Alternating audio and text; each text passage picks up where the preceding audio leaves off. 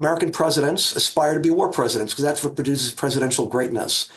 Joseph Biden would have to be the high point of that. I have no doubt he saw himself as starting a war with Russia, and there's no doubt he provoked this war with Russia. Starting a war with Russia would enable him to become a war president. He would defeat Russia. That's what he expected to do anyway. He would knock it out of the league as the great power. He would reaffirm American greatness for decades to come. And he would go down in history as one of the great American presidents. I'm sure that's how he saw this.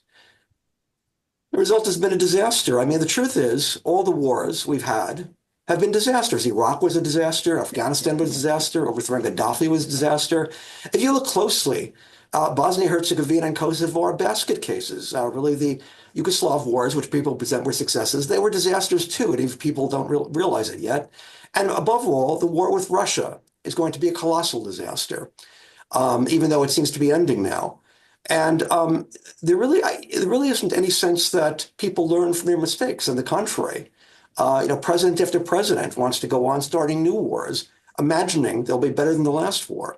But ultimately, I think the root cause of this is vested interest and the desire of vested interests, those that have a monetary interest in war and militarism. That really is the root of the problem. But it does eventually produce a certain insanity, and we're seeing some of the effects of this insanity now.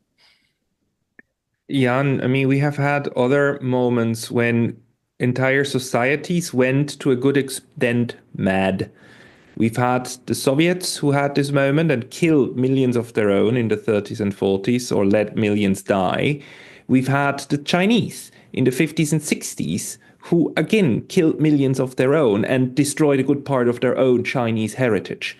These are moments when countries turn inward and turn self-destructive. Do you think we are currently in a self-destructive phase of the West? Of just this self-destruction is also coupled to basically inviting foreign destruction of the self. Well, I think that we have already touched upon it in a way that this is totally self-destructive, because the fact is that there's no one on earth who wants to get at the throat of Europe or America, which you might say is strange, but China, Russia, Iran, Korea, North Korea, the usual enemies are not capable to and not interested in fighting or replacing the US or smashing up New York or something like that.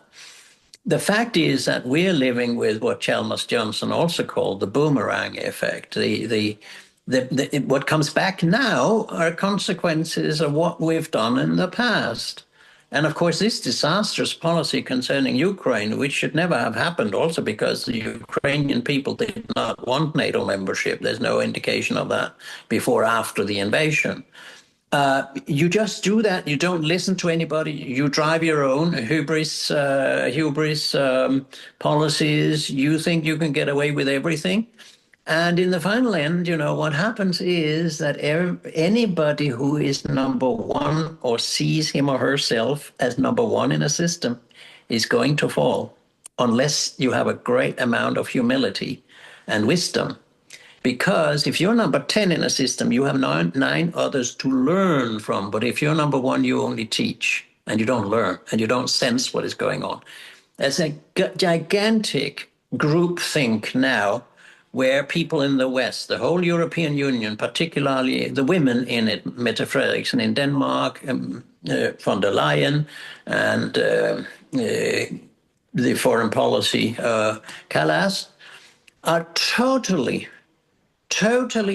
convinced of their own policies being the only possible ones. And that means huge armament, rearmament now. There's talk about $800 billion more in Europe after all these increases already.